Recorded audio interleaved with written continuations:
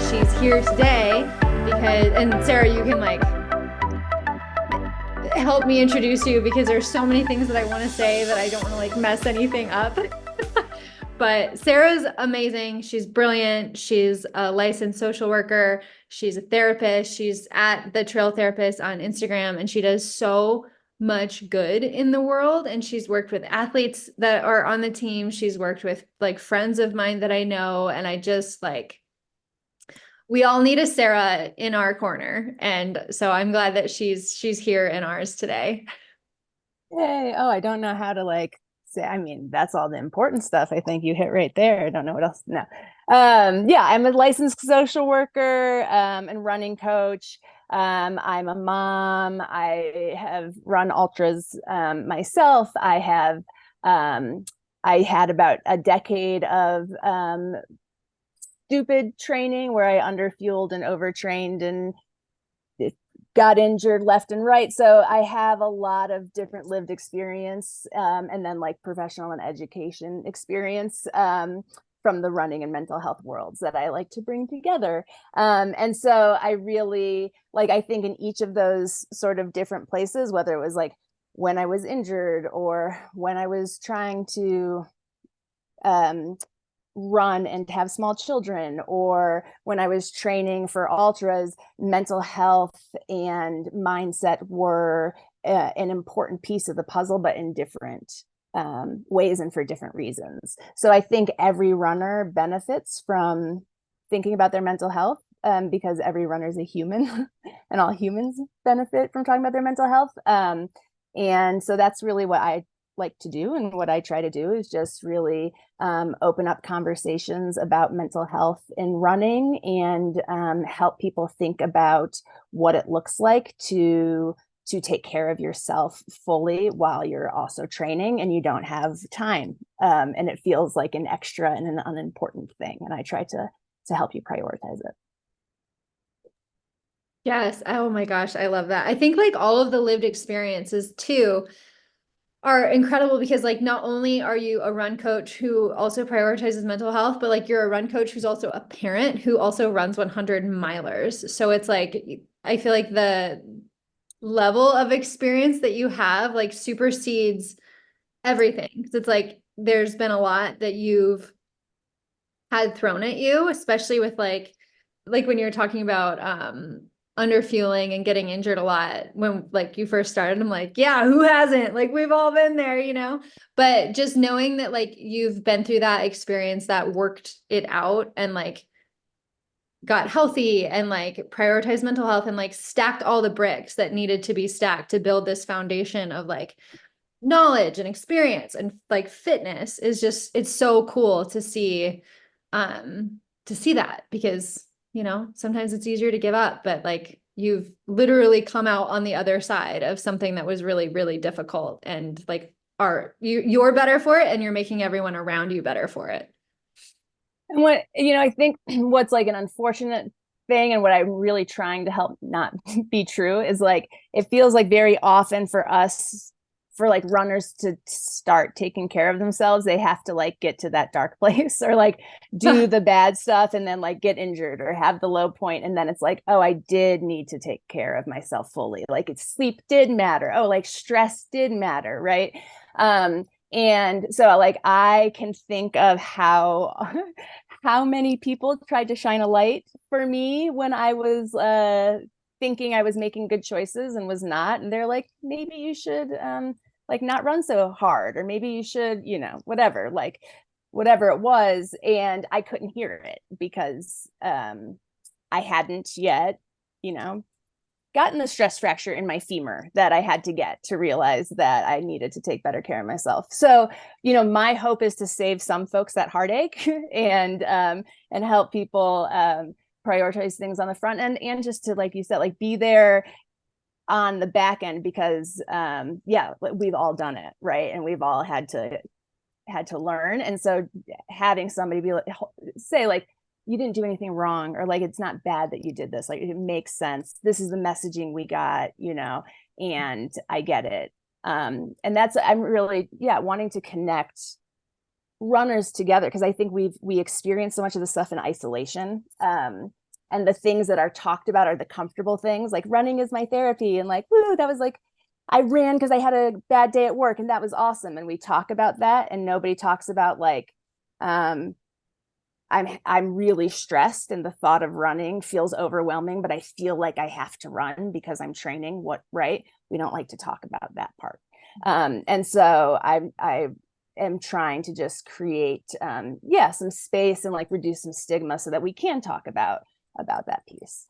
Yeah, absolutely. So when you work with athletes, um, how does that come up? Because a lot of times we talk about like stress, and like I know for me, like I'm pretty stress limited as an athlete. And so it's, sometimes if I have like a final coming up, or, I'll try to like rearrange my schedule so that there's like it's as uncomplicated as possible. Otherwise, I'll like not spiral down, but I'll spiral out into like this chaos of complexity. So that the like suddenly it's like decision paralysis, and like, should I run or should I write a paper, or should I sleep or should I stay up until midnight and get all my assignments done for the day or the term, so I kind of just like I go one way or another way. And so with you and what you do when you work with athletes, what is your philosophy around working together, and like how would an athlete get started? So, I think what it comes down to is like, I'm an expert, and the athlete is the expert. And we're like combining our knowledge, and I'm supporting them. But like that piece of the athlete being an expert in themselves is like the core of everything. Like that mind body connection, that self-awareness, is integral to how I'm going to be able to show up and support, right? So it's giving the tools to develop that mind body connection and that self-awareness, and then facilitating like deeper conversation and thought, from what we learn, right? But at the end of the day, and I think this should be true for any expert that anybody hires, is like, you're the expert first. And I think we so often are like, somebody give me the answers, like somebody tell me what to do, somebody tell me, should I run on this or should I rest, and I had a cold, should I run this week or not? And we want somebody else to tell us.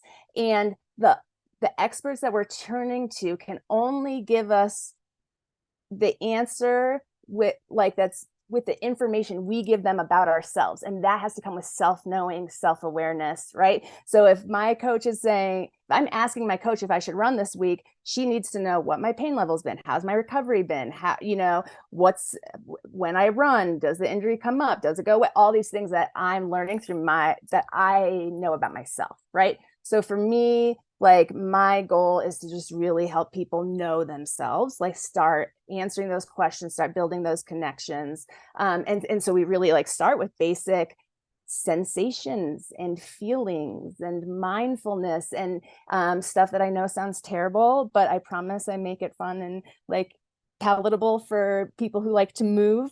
But we really start with that, like we got to know ourselves first to be able to answer most any question about whether is this fear, or is this anxiety, is this pain that's physical, or is this the manifestation of an emotion. I'm going to know that answer is not something that somebody outside of us can tell us, right? We have to know ourselves. So that's sort of like my, I don't know, that didn't really answer your question about my philosophy, but like this idea that like the self, that I tried to make them to help people be aware of their own expertise and self-knowledge, right? And then to start working with me, there are a couple different options. So I'm a mental health therapist, and so that's really like mental health stuff, and that is for anybody in Colorado.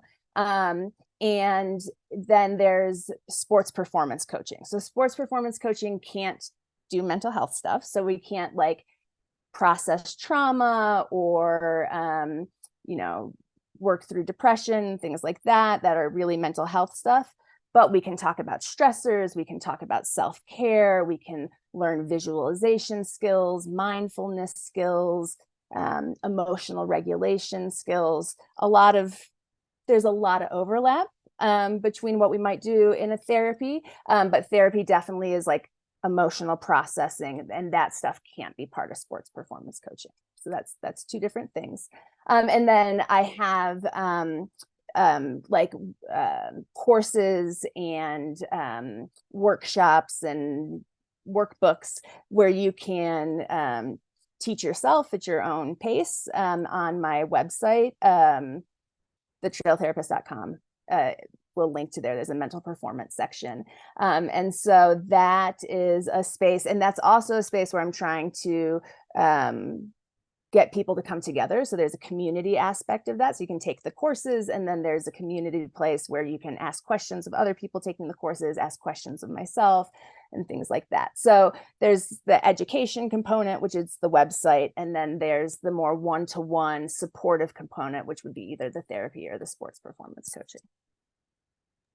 That's so cool. I love it when like you can meet people where they're at instead of being like, in order to work with me, you have to do all these steps to like meet me here. Like I feel like your toolbox is like so broad that you can like show up wherever the athlete is and then just like figure out how to work together like then, But I think also like having the athlete led conversations, because like you said, like nobody knows you better than you know yourself, so it's like how willing are you to get to know yourself in order to like improve your performance or improve your life or all of these things. So that's really cool. But I think too, like with your website, I definitely want to talk more about like the Trailhead and the workbooks and the workshops that you have, because that's all really exciting and something that like I definitely want to like share with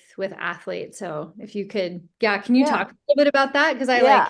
I'm ready So to like I'm very excited. It just launched. And so but I've got the sort of big course that's on there's the race performance, what's it called? Race ready mindset course. And it is essentially uses the concept of neuroplasticity, which is this idea that we can rewire our brains through repetition. And so the course builds on the concept of repetition and gives you all of the skills that you would want for like the mental strategies around a race. So things like emotional control, being able to separate your thoughts from your feelings, being able to identify what's in your control versus what's out of your control, your negative self-talk, like managing negative self-talk, developing a strong inner voice. So all of those kinds of race strategies. And then so that's like the big course, and then there are a lot of smaller courses or like single workshops or webinars where it might be one of those things. So like a deep dive into feelings, how we feel our feelings, which sounds simple, but I promise an hour is like not enough time to talk about how to feel our feelings. And then there's also like an injury workshop, or like building your toolkit for supporting yourself while you're injured, or building your self-care toolkit. So it's geared towards runners, but there's a lot of stuff that's just like mental health in general. Like the self-care toolkit, truly anyone can use. But it's really tries to be a combination of strategies around mental health and then race performance. yeah, that's so cool. So I feel like one question that I have is like, for athletes who are in the middle of a training block or who just finished like an A race, what is the best time? When is the best time for them to start with mental performance training or with a workbook? I think like anytime is a good time to start. You can at least start developing like those self-awareness skills like we talked about. Those are sort of things that you're going to use for the rest of your life. And just like, if you think about training your brain just like you think about training your body for a race, there's yes, when we get closer to the race, there's some things around specificity where we're going to like really dial in visualization, imagery, really identifying some of the fears around the race itself or process oriented goals around the race itself. But just like when you're training for running, you can spend a lot of months just doing some basic stuff, some of the base things like mindfulness, building in times to check in with yourself during the day and track your mood. And so you can like not ever start too early, you know, and then you get those skills and you can just keep practicing those skills. And then as you get closer to race day, you're going to be able to really, those skills are going to be like so second nature to you, right? And if you're training them, you know, the earlier you train them, the more you're able to practice during training runs, right? So there are these sort of big picture skills. How are we reducing our stress overall in our day-to-day life to have a good sort of functioning mental health? And these like crisis moment, super stress, like I'm in the middle of a race. What do I do when I'm feeling overwhelmed? Those sorts of skills. And you want to be able to practice those well in advance of your race, because if you're pulling it out for the first time on your race, your brain, again, if we think about the concept that the brain learns through repetition, doing something for the first time, it's going to be clunky. Your brain's not going to like know it very well. So you really want to build up some of these sort of muscle memory connections throughout training. So the earlier that you can start, I think the better. Yeah, I think I love how similar that is to like nutrition training and like physical training, because it's like, we use the phrase like nothing new on race day. Like same applies when it comes to like mental skills training, because it's like if you're running really hard, that's physically difficult, like that's exhausting. But then also like if you're running really hard and you're trying for the first time to work through like mantras or self-talk or whatever, like it's not gonna be a good time. you know And it's the same thing with nutrition, you know, like you train your gut or you train your palate, but maybe your race is 24 hours and your longest training run is like 8.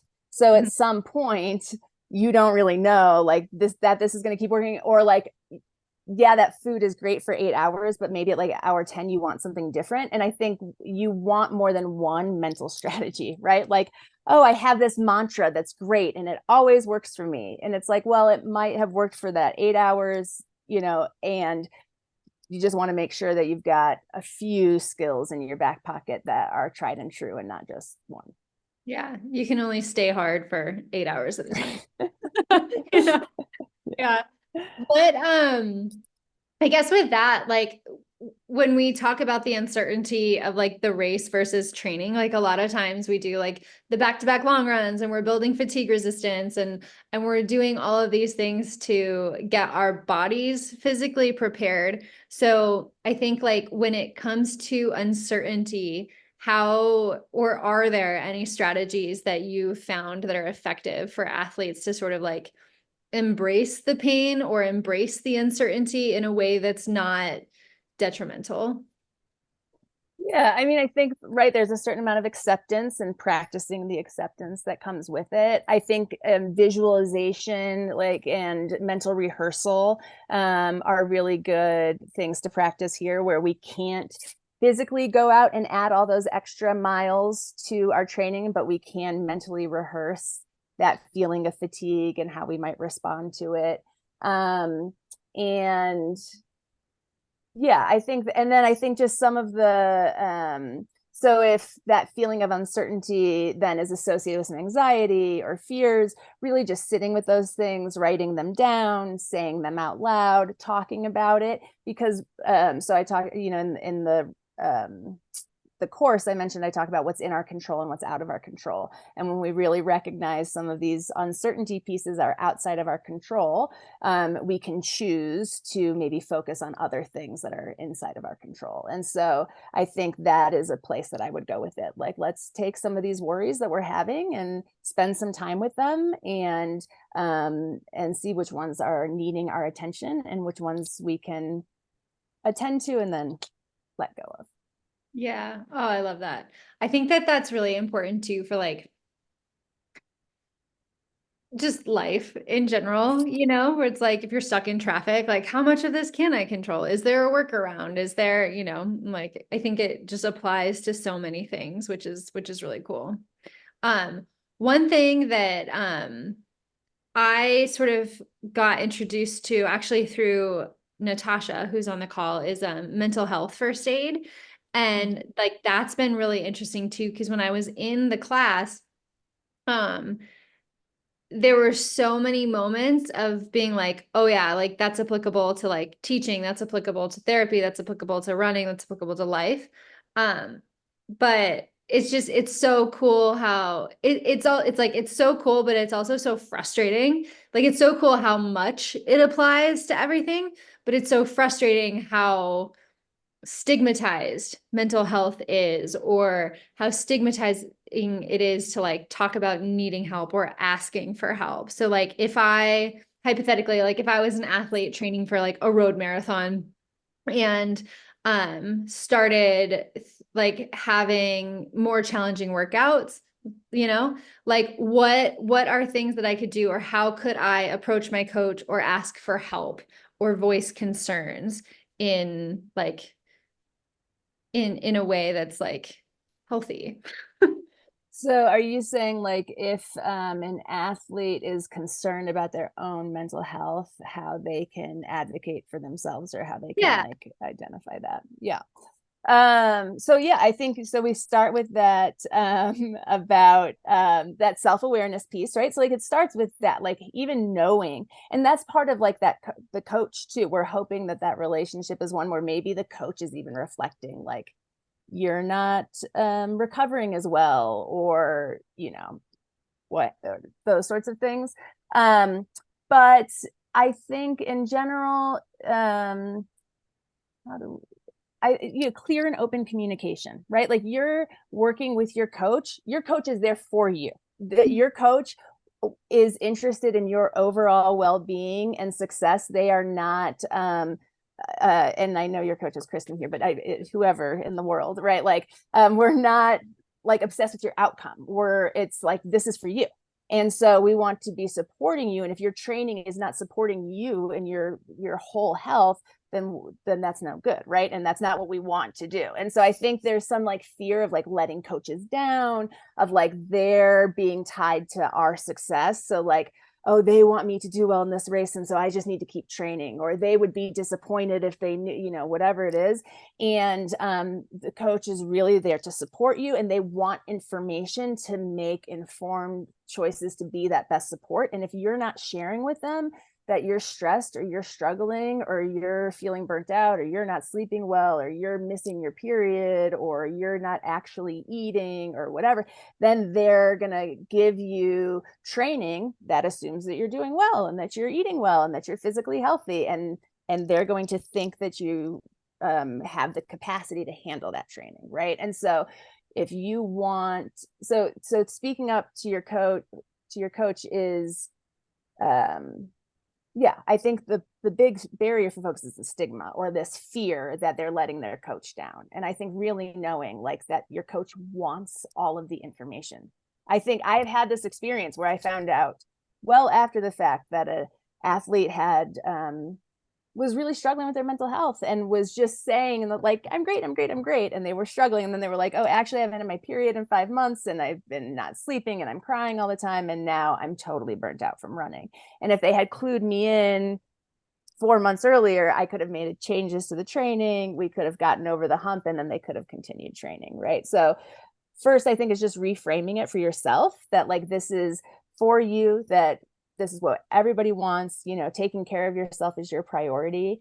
And then I think it's just that clear and open communication. Say exactly what your concerns are and what you're seeing, right? I find that I'm not recovering well from the runs. I'm concerned that this training load is too hard. I'm concerned that I'm not going to be able to train for this race because these stressors that I wasn't expecting now feel too much for me. Help, right? Like whatever, if it's just, and what kind of support do you need, so asking your coach, is it as simple as I just need my coach to reduce my training load, or is it I really have to think through this, I need somebody to talk to? Is it I can't tell if I need to talk to a professional or if this is normal, can you talk, right? I imagine you could say, Kristen, can you help me talk through this? And Kristen could help you talk through it, right? She could either say, for sure, let's like go connect to Bigger Than the Trail, let's find you a therapist, or like, hey, let's take a week off and try some self-care techniques and see if you're feeling better. And then we'll go from there, right? So I think resourcing yourself, seeing the coach as a resource and leaning on them and asking for support, not feeling like you're doing something wrong because you're taking care of yourself. Yeah. I totally agree with that. And I think Matt just left for a work call, but I was going to say, he's so good at advocating for his training. He's got little kids at home. He's got a lot going on. And so a lot of times he'll see athletes will see their training log ahead of time and be like, oh, actually, like, I'm going to have to move these days around, or my daughter's got a dance recital or art class or whatever it is, And I think that that's just like so cool to be able to work with athletes and like provide different options and be flexible, which is why like I think individualized training is so important, because you actually like get to know the athletes and like get to understand their situations and like work with their schedules and their stress levels and be able to like adapt as needed. Yeah. I mean, if an athlete's working off a printed plan and they get to peak week and they're super overwhelmed and stressed, it's probably challenging to know, do I mess around? Can I run less? Do I have to run? Like all of those questions, where if you have a coach who's watching the whole thing, who can really help you guide through that, who's not just giving you some, the arbitrary thing that everybody has. And yeah, I think it's so important. And I think just having somebody to turn to and talk to and bounce something off of, because so much of what our mental health struggles are the isolation and the shame and the not sharing, the trying to solve things on our own, the thinking we're supposed to handle it on our own, not wanting to be a burden, whatever it is that tells us that this is ours alone to deal with, keeps us stuck, right? And it keeps us from accessing the supports and resources that are going to help us move forward. And yeah. Mm-hmm. Yeah, I absolutely agree with that. Yeah. Yeah. I definitely wanted to like spend some time with the athletes on the call too and open it up like for discussion or questions, and like anything mental health related, running related. I know like Natasha actually teaches mental health first aid, which is very cool. And like, that's how I was introduced to it. And so I think that like having you guys connect is like such a cool, like, whoa, like small world life moment that like, I feel like you guys would just be good friends in general. So yeah, I just wanted to like open it up to like discussion. So Anna, Aaron, Seamus, Natasha, if you guys have any questions, like let's get into it.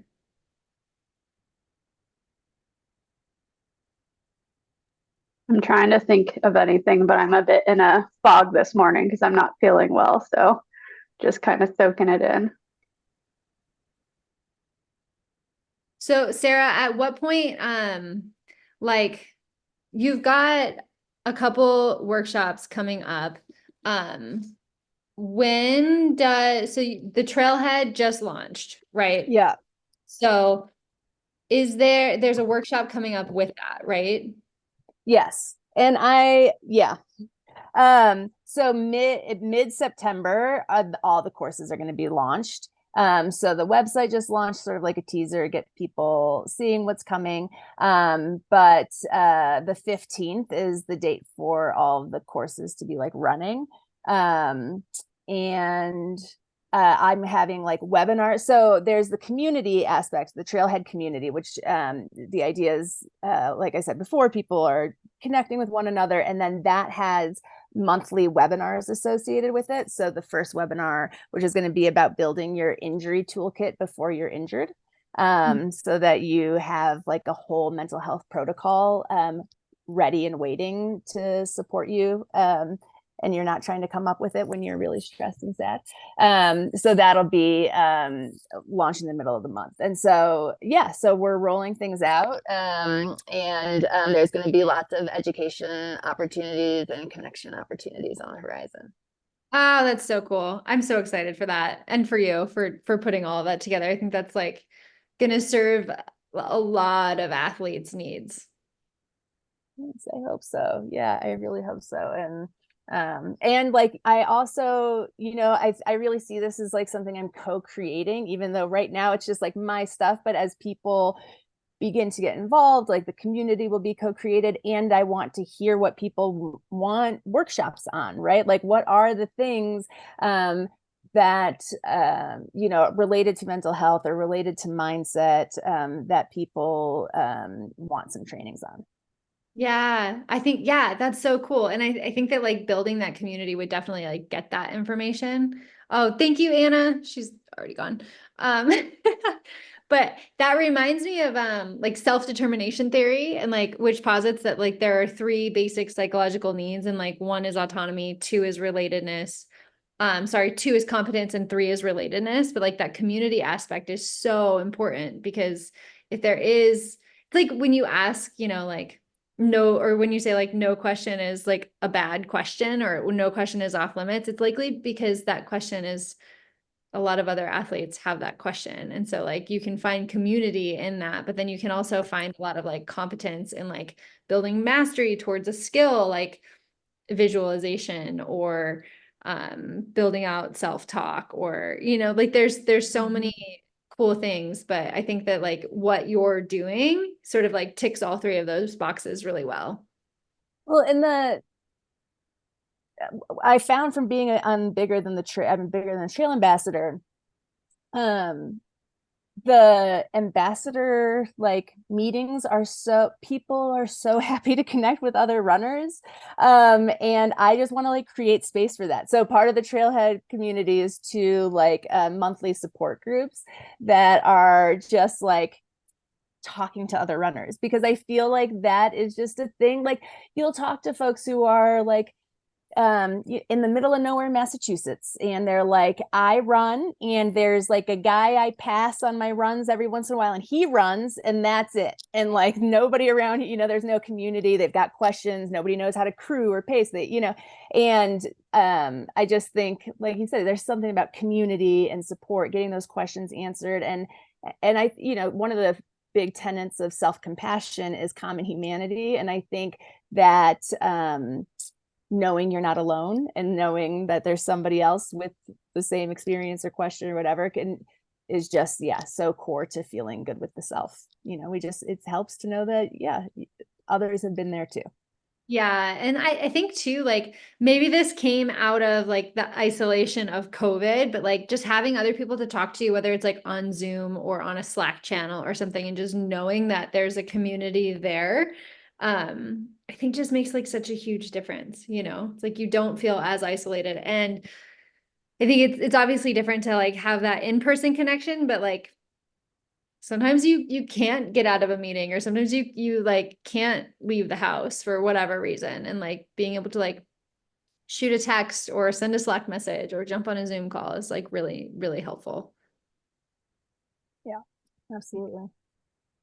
But yeah, I am super excited for Trailhead. I'm going to be sending it out in our, we have like a weekly newsletter. So that's going out in there. And it's so funny. I feel like when I announced that you were joining for the community call this week, I got so many people that were like, yeah, Sarah.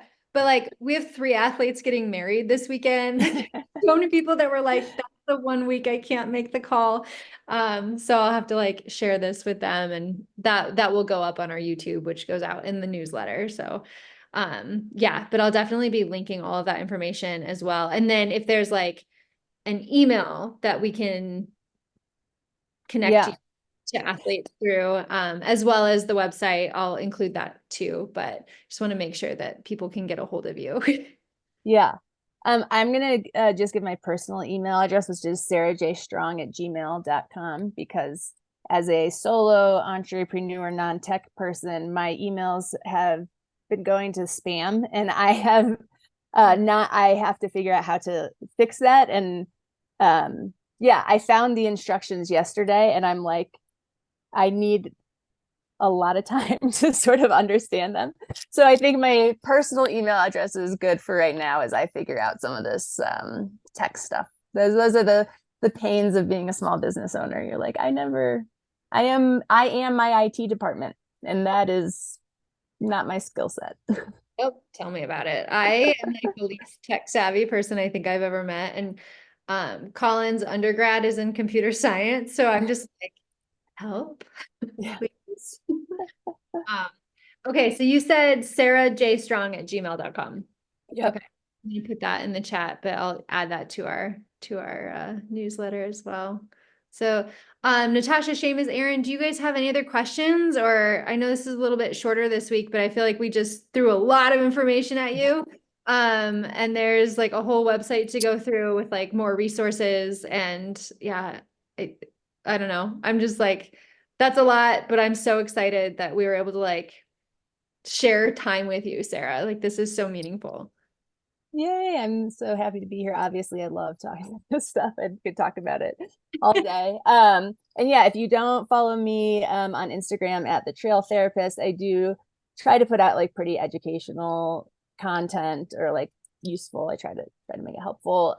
So that's a good place to just get some little tidbits and strategies, and to connect with me if there's any follow-up, or if there's something for those of you who aren't here who are listening that you want Kristen to ask me or want me back to talk about certain things, we can do that for sure. Cool. I love that. Yes, yes, yes. Reach out to Sarah. She's the best. Um, I like not enough good things to say. Just Sarah's the best, guys. Reach out. She will help you solve most of your problems. Yeah. You Well, get me in trouble there. I know. I was like, how do I? Yeah. But well, thank you so much for joining and like sharing all of this with us. And I'm excited to like keep going through the website and like looking through the workbooks and like just like getting the word out because what you're doing is so important. So needed. Awesome. Well, thank you so much for giving me the space to share. And yeah, it was great being here and saying hi to everybody. Yeah, cool. All right. Well, have a good weekend, you guys. Happy wedding day to Chris and to Andrew and Kaylee are getting married this week, and there's so much going on. So yay. Yay. Yay, yay. Cool. Well, happy Friday, y'all. Bye. Thank you so much, Sarah. Yes, thank you. Bye.